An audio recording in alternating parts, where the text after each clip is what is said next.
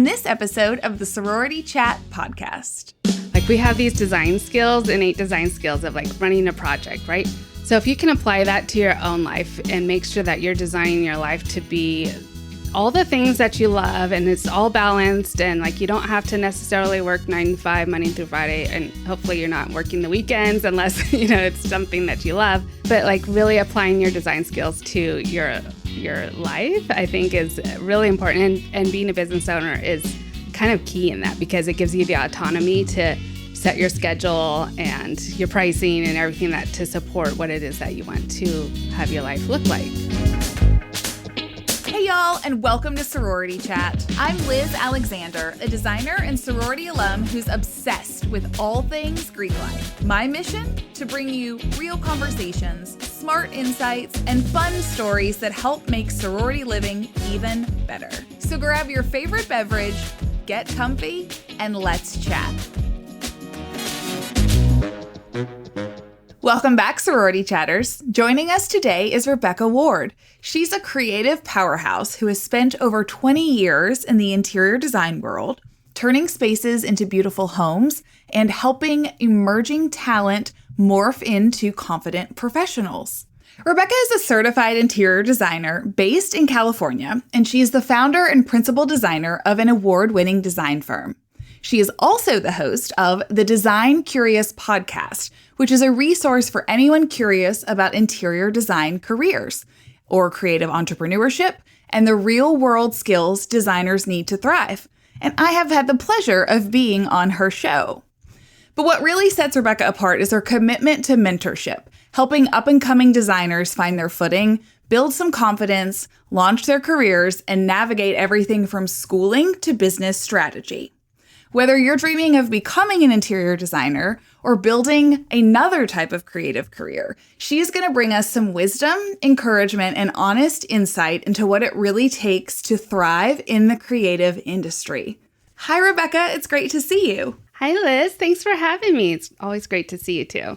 Yes, likewise. So before we started recording, we were talking about your beautiful background. And so if folks are watching, they can see that you're in your husband's home office recording studio, right? And you have a pretty awesome guitar on the wall. Yeah, this is where I also record all of my podcasts, but he and I have an acoustic duo band that we also play around at different like wine bars and places like that. So we're both musically inclined. So I play a little guitar, but I don't play I've never played an electric guitar. So I think that's really cool. I am not really musically inclined, so it's always intriguing to learn other people have those skills and hear about it. Yeah, it's a lot of fun. What initially drew you to the interior design realm? Well, like a lot of designers, I was pretty creative from childhood. And so rearranging my room in the middle of the night and, painting it like 5 different colors in 5 years. So I always knew I wanted to do something creative. I always had a project running,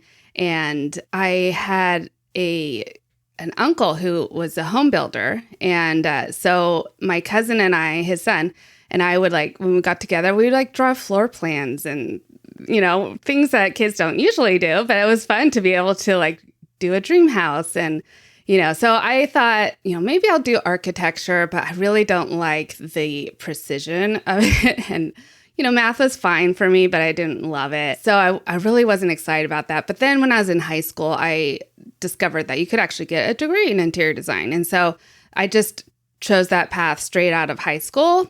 Fortunately, we had a great program here in Sacramento. I went to CSU Sacramento, and for interior design, also double majored in French because I wanted to do a year abroad in France. And so that was a lot of fun. I bet. Yeah. So I don't use French for anything, but it's fun to have, so. I've known you for a while now, and there were some of those things I did not know. And it is wild how similar your path and kind of background is to mine. I took a lot of French, much younger, not in college. I also don't use it except every now and then to say moi and sound fun. But the drawing the floor plans with the cousin. So my maiden name was Estes. My cousin's last name was Zyawar, and we created easy architecture. And we would just sit for hours and draw floor plans. And much like you, the math wasn't my thing. It's not really the way I wanted to go. So here we are today, but it's just fun to hear kind of that parallel story. Wow. Yeah. I didn't realize that we had that parallel. That's really interesting. Yeah.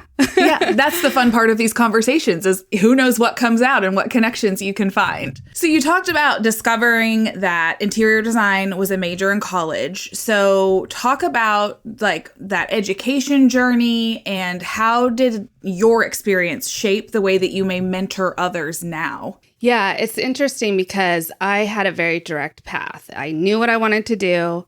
I went to school for it. I interned while I was in college with a designer. And then after I did my required internship, he let me stay on part-time. So I kept working for him part-time and at his design firm while I finished college. Even let me rehired me when I came back from France for my last year. But then, when it was time to graduate and get a full-time job. And he didn't have a full-time position available to me. So one of the employees there knew a designer who was hiring. She was a model home designer.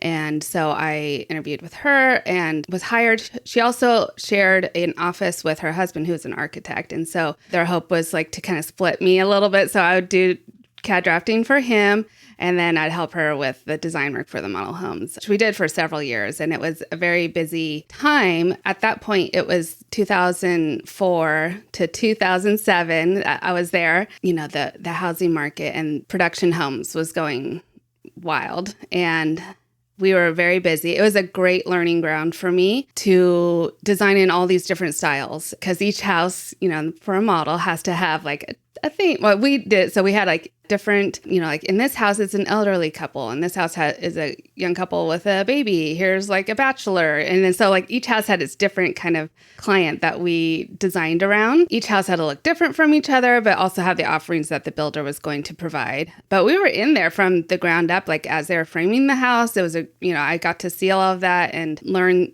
on the job, construction site things there. But it was soup to nuts for the model home. So that was great. But then unfortunately, as everybody knows, 2007 started the decline and model homes were the first to get cut by the builders. And so I kind of, I was laid off.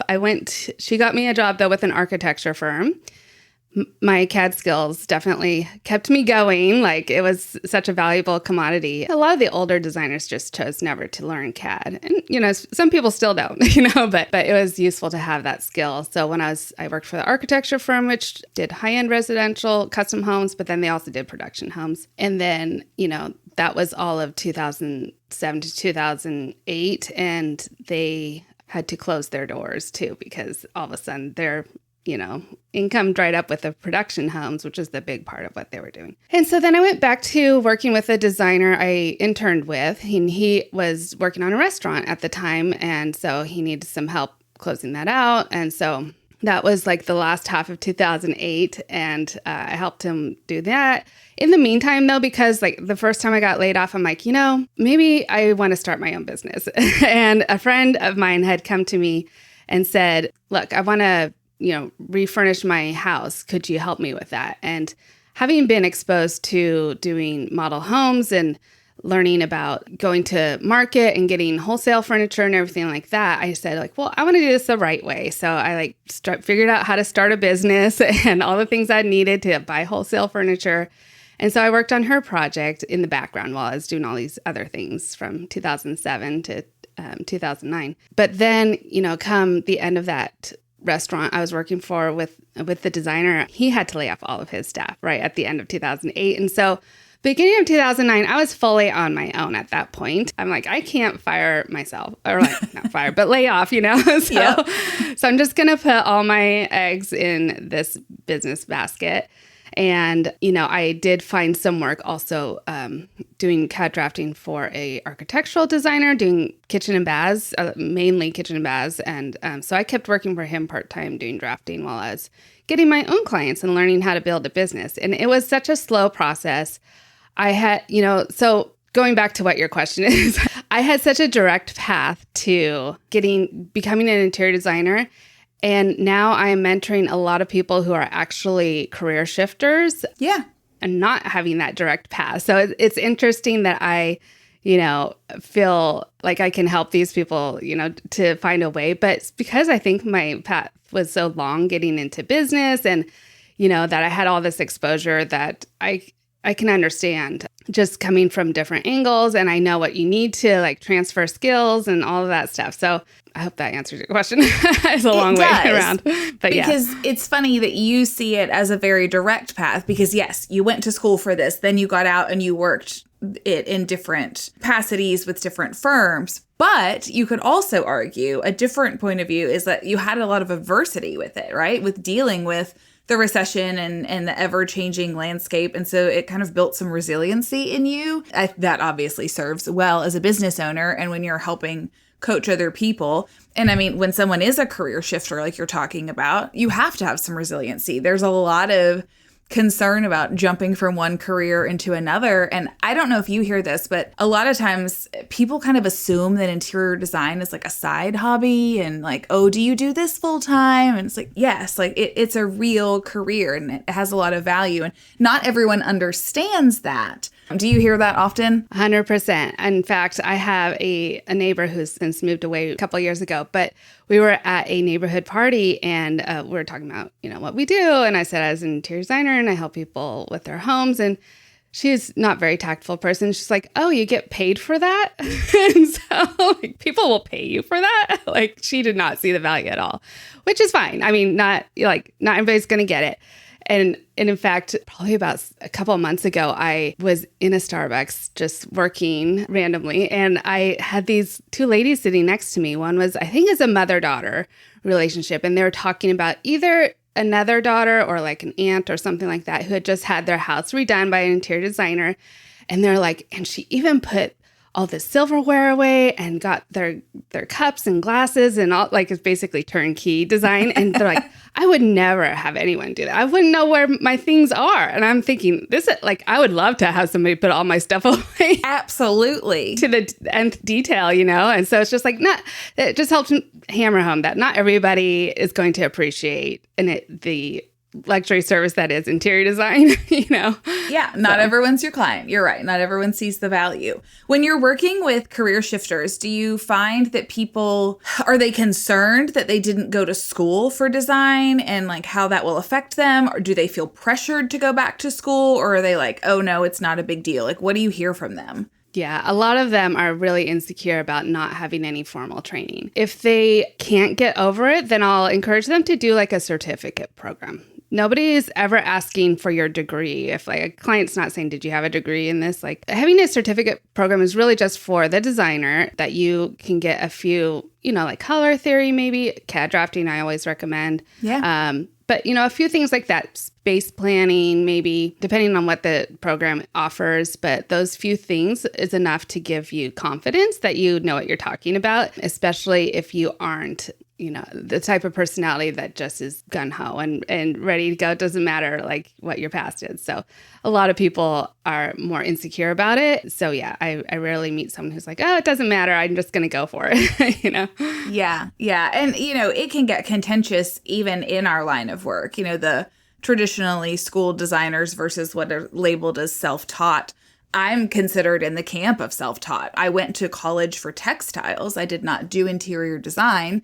But when you have that innate knack and you're able to build it through your experience within work and even personally, it parlays clearly into a career. And so, I mean, Joanna Gaines is in the self-taught camp, right? There's arguments to be made for all sides of it. Yeah, because I feel design is really intuitive. So if you either you have it or you don't kind of a thing. Like you can learn it, but it really is like a gut, your gut is leading you on what is the right feel in the room. And then a lot of it's business too. Like even if you don't have your own business, like you still have to do a lot, especially for residential designers is primarily what I'm talking about, because most residential firms are smaller. And so any employee of that firm is going to have to wear a couple different hats. And so a lot of it's business. A lot of it, designers don't realize it. They're actually salespeople. They're selling their design. They're selling a lifestyle all the time. And we never get into it for sales, but it is a huge part of the business. It is. I was just having a conversation about this earlier in the week. I was at a conference and I was just talking about how it was with an architect. And I was saying, we go to school to learn a craft.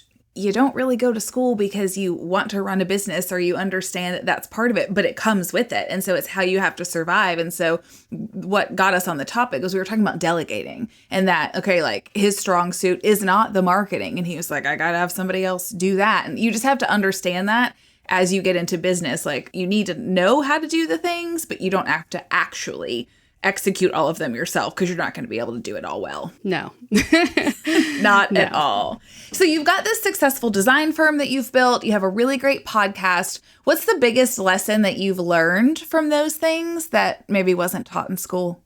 I think what I've learned over the years is that really having a growth mindset is going to make your path easier. Like if you understand that you don't know everything and that it's okay to pivot and change and learn about something that you don't know. It's been said that, like, especially being a business owner or entrepreneur, is that basically a study in self-discovery while you're making money on the side. You know, it's like you learn so much about yourself, and it's really important to be open to that. And I think I never thought about having a growth mindset when I set out to do this, but it has been one of the most useful tools for just professional development, business development. And then I love even learning about creating company culture and how to do that better, and learning about my own personality and communication style and how it relates with the client's communication style, and like digging deep in so I can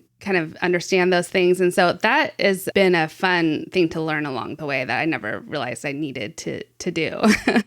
Did you sort that out on your own? Like, oh, I need to have a growth mindset or things go better when I'm in that capacity? Or were you getting coaching? Because I know I've learned a lot from getting coaching or being involved in like mastermind groups with other designers. And that's where like it opened things up for me. So how did that come about for you? Yeah, it definitely took me a while to get to where I realized that, oh, there's business coaches and there's design mentors out there that like who can help me with this. I think I spent several years just trying to figure it out on my own and not making any progress until I finally was like, oh, there's someone here, like a coach over here who has a program that I can learn from. So I, started there, and then went into a different coaching program that, taught me more. And then we were both in a program that was very, growth minded as well. And so I think that it was other people like the coaches that really kind of showed me what it was. Like I didn't know what I was doing when I pursued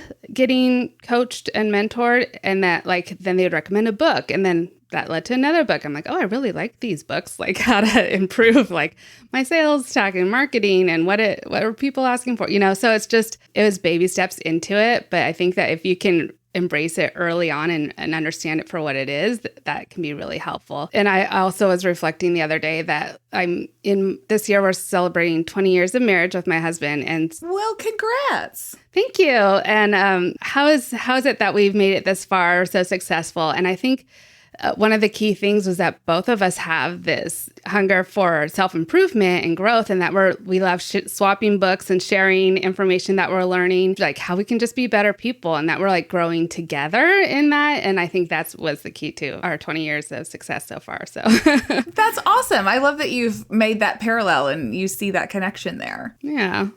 What I realized, the more people that I talk to that do mentoring, whether it's formal or more casually with people, is they are still learning themselves and getting mentored. And I fall in that camp as well. And so I think it goes to show that like if you're a younger person and you have a mentor or someone that you're approaching about that, it doesn't mean that they know everything, right? They're still learning, and to your point, pivoting in just the ways that they're going to encourage you to do that. They're just in a different season of life and in business, and they're sharing what they've learned up to this point. Yeah, a lot of mentors, they're just like a chapter ahead of you, Yeah, that's a good way to put sharing it. What they learned, So I definitely agree with that like I don't pretend to know everything. I'm not like, I really like to see myself as a mentor more than a coach, although I do like interchange those terms pretty often. But like mentor, I'm just showing you what works for me. I'm not saying you have to do it this way. It's the only way that is successful. This is my starting point. Like learn from me, and that can be your starting point. And then you can just even take what I'm doing and make it even better. So I think that's kind of the distinction between mentorship and coaching as well. Yeah, I agree. I find that I also learn a lot from the students that I'm mentoring. Do you feel the same way? Just I don't know, it just keeps it fresh and gives me new perspective that otherwise may be getting stale if I wasn't connecting with them in that way. Yeah, they'll ask questions. I'm like, oh, that's a good question. I haven't thought of that. Let me look into that, or I haven't come across that. Maybe I can ask someone else who has had that, like a colleague of mine or something. I like that. If there is somebody who's just starting out in design, what's the first practical step you would recommend? Is it jump right in and freelance? Is it join a firm, start your own business? Where would you advise? And it may be subjective too. I recognize that. Yeah. I mean, it kind of depends on where they're at. If they're, young in their career, probably working for someone else is the best way to start. And even if you don't know if you want to do design, say you're a psychology major or something, and you're I don't know, I've always wanted to be creative. Maybe design's for me. Just trial and error with your own space. Your own space is going to be your workshop. And so if you have an apartment or your parents' house or something like that, that someone can give you a little bit of room to practice some design, see what your intuition tells you as you move things around in a space, and can learn, you'll learn more technical skills as you go along, but just seeing if it sparks joy for you to do that, to improve a space. For me, design is so much tied into improving the way people live in their house. And it really lights me up to be I'm actually helping them do their jobs better because their home is now a place that supports them in their life. And so it's it's less of an aesthetic thing. It's more of I'm actually helping people and making an impact in someone's life. Yeah. So think about the reasons why you want to do design. It's often a passion career, but it takes a lot of discipline in order to make money in it. So if you're younger, I'd recommend starting out working for someone else. And if you're this is your second or third career, you want to switch over, just go into business for yourself, I would say, because that's going to be the fastest track to make a sustainable income, which you're usually trying to replace your income. So, but of course, not everyone's cut out for being a business owner either. So you're right. But that I think plays into the understanding yourself, that self-discovery, that self-awareness. You're probably going to have a sense of do you need to be the boss, or are you better off, working under someone and supporting, being a supporting role, I guess, and learning. And I think your advice of sort of if you're young and just starting out versus switching careers is spot on. I, much like you, my business timeline came out of the recession and the firm I was working for closed up. So it was well, go find somebody else or start on your own. And I was 25. And so not super old, but had taken what I could learn the previous 4 or 5 years and tried to translate it into business. And it is a lot of trial and error and self-discovery. But if you love what you're doing, it's a really enjoyable journey. For sure. Yeah. So what made you start the Design Curious podcast? Were you just realizing there was so much information to get out there and you wanted to help more people? Or what was the springboard for that? The year before I started the podcast, I had started my mentorship program, which just came out of, and the reason why I started the program was because I got a lot of inquiries, as designers do, from college students, high school students, other people thinking about becoming an interior designer, and say hey, can I pick your brain? Can I take you to coffee?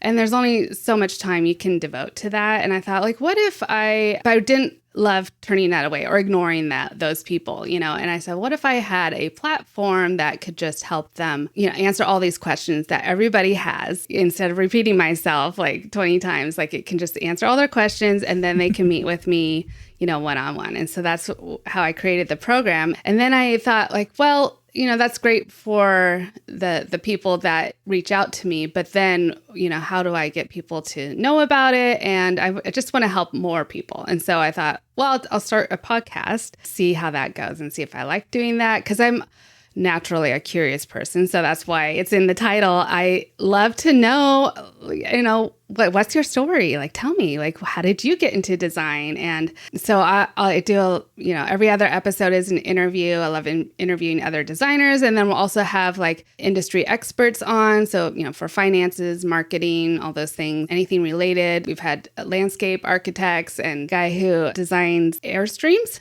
like mobile units, so like we have people all over that come, and I love meeting everybody. They're all over the world. And then sometimes we'll meet up at market. I'll be like, hey, I'm going to this market. Like, let's plan to meet up. And so that's always fun. And then every other episode is just a solo with me doing something about the career. Like, point of it is to like help people to have eyes wide open going into it. So I want to answer all those questions, get rid of any misconceptions about the career, and kind of just go over business practices, practical things, or maybe mindset things that people need to consider. And I started doing it, not sure how long I do it, but now it's been several years and I love it. So it keeps going. And so it's like I never intended to have like this side business of mentorship and the podcast, but it's been great. But I don't want to give up my design either, so I'm doing them in parallel. I know. How do you balance all of that? Like the creative side of design and also running a business, but then also offering the mentorship and managing a podcast. It's a lot going on. It is.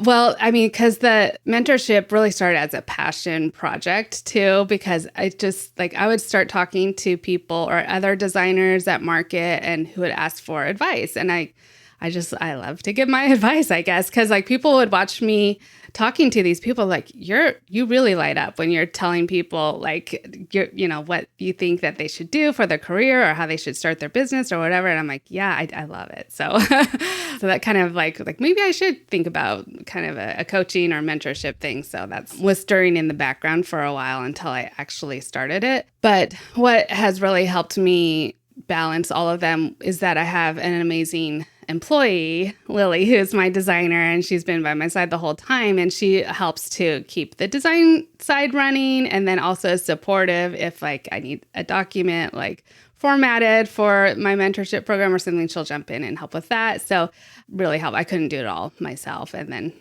so it's a delegating and things like that you talked about earlier is really helpful. Yeah, absolutely. And isn't it fun? I think one of my favorite parts of being an entrepreneur and owning my own business is the side things that come from it, the branches that come off of it. Like you said, you didn't set out intending to do this, but you realized you loved it and you had a way to work it in and have it all puzzle piece together. And I think just those parts are what's so cool about business ownership. Like we have these design skills, innate design skills of like running a project, right? So if you can apply that to your own life and make sure that you're designing your life to be all the things that you love and it's all balanced and like you don't have to necessarily work 9 to 5 Monday through Friday, and hopefully you're not working the weekends unless it's something that you love, but like really applying your design skills to your life, I think is really important. And being a business owner is kind of key in that because it gives you the autonomy to set your schedule and your pricing and everything that to support what it is that you want to have your life look like. That is solid advice because sometimes I think people approach their life as one thing and their business is the other, and then there is a disconnect and friction between the two. So I like how you said designing your life to work with it. Do you have recurring themes and questions that you see come up time and time again from mentors or people just picking your brain? Or mentees, I should say, and people picking your brain? One of them often is like, when can I call myself a designer? Like, am I a designer? Like, you're not like, they're not very confident. So like, that's one of the main things is like, how do I go from, just like you can go from one day to the next, you're not a designer, and then you call yourself a designer, and you are. Because the threshold is like, for most states is for residential design is really low. Like you don't have to have a license to practice in most states. And so for residential designers, there's a lot of gray area on like, am I a designer? Am I a decorator? Like, I don't know. So just like helping them define that for themselves. But then a lot of people think that they don't have any skills that transfer. Like I was doing finances for 20 years and, now I want to do design and I don't know, like, do I have to start at ground zero? And so we'll kind of excavate what they've been doing. Like, were they a project manager? Were they, all these things that are transferable skills. I spend a lot of time doing that, helping people with that. And then there's just a few like fine-tuning practical skills, but a lot of it is mindset and business skills. And so we spend a lot more time on that. Yeah, which is incredibly valuable because it's the foundation of everything else that's the technical stuff. If somebody's feeling unsure, they're really scared about taking the leap, what's your best piece of advice? Go for it. like what's the worst that can happen, And it's okay to try it for a few years. And if it's not for you, like pivot and do something else. It doesn't mean you're a failure. It just means that wasn't the right fit. It doesn't mean you can't be a designer. Like there's so many options for interior design, which I love, like on the podcast, exploring, we have talked with hospitality designers and, architects and different things that you are very adjacent to interior design, residential interior design, that you might pivot into and love better. And so it's just your journey is us exploring what you love and what you don't love. And then make sure that you're not wasting time on things that you don't love. Like just because you set out to build a business doesn't mean that you have to have it forever if it's not bringing you joy. Yeah, it's okay to change your mind and make different choices and pivot, like you said. What's on the horizon for you, whether it's personally or creatively or anything coming down the pike? Well, one thing I just introduced to the mentorship program is a boot camp for starting your business. So I had kind of a business, like a DIY business starter kit within my mentorship program, where it was a checklist of like, you got to do all these things, like make sure you get your insurance, all this stuff. And then, gave them a few forms and stuff that I use and kind of sent them on their way.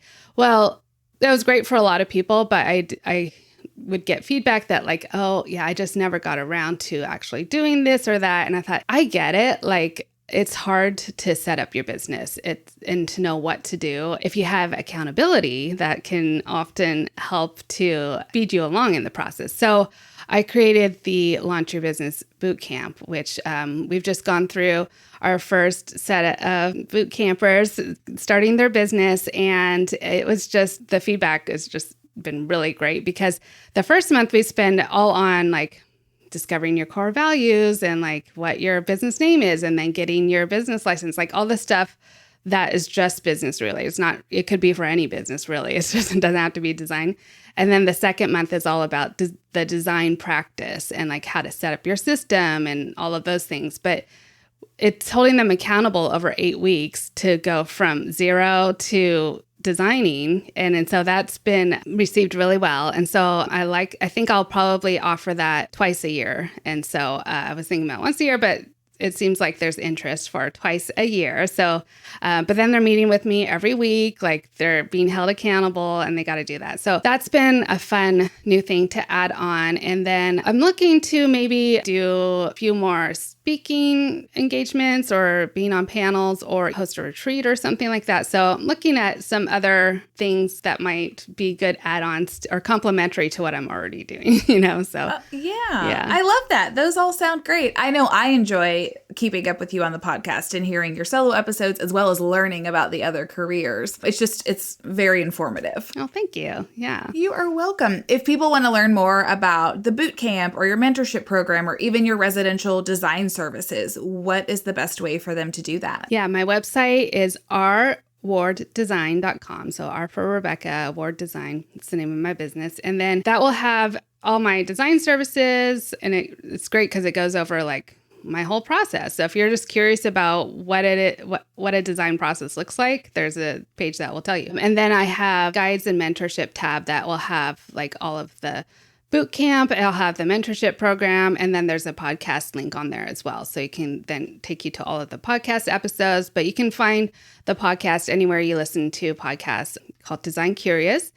And then on Instagram, it's R Ward Design. And most other social platforms, R Ward Design or Rebecca Ward Design. Nice. And we will link all of that in the show notes so that it's clickable and people can connect with you. I really appreciate you spending some time with us, Rebecca, and just sharing all of your knowledge. It's always a pleasure to talk to you. Thanks for having me, Liz. I love sharing with everybody who wants to hear. So it's been great to come on this platform.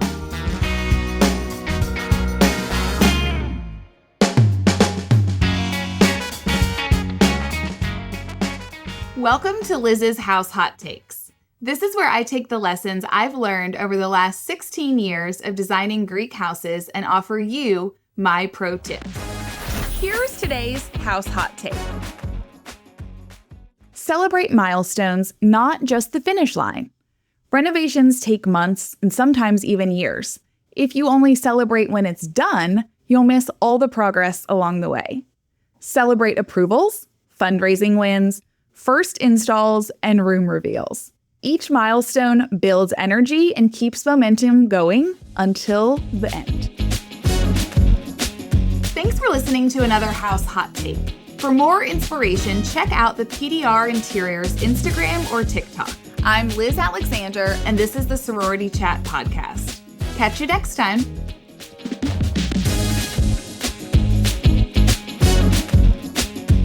Thank you so much for tuning in. If you're listening on a podcast platform, make sure to follow the show so you never miss an episode. And if you got something out of today's conversation, we'd love for you to leave us a 5-star review. It helps us reach more listeners just like you. If you're watching on YouTube, be sure to check out this video right here or this one over here. And don't forget to like and subscribe. It really helps us out. I'm Liz Alexander, and this is the Sorority Chat podcast. Catch you next time. This podcast is produced by Collier Landry for Don't Touch My Radio. Copyright Liz Alexander.